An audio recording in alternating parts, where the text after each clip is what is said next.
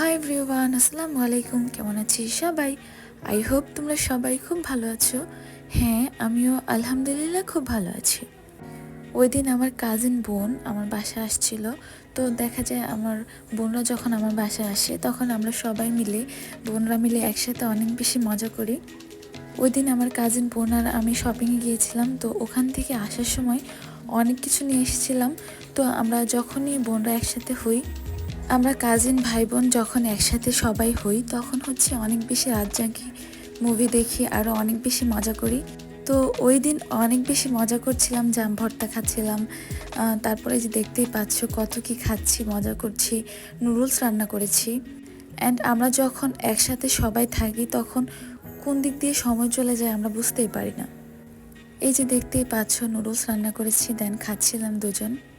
ভালো লাগলে আমার পেজটি ফলো করতে পারো। ধন্যবাদ সবাইকে। আল্লাহ।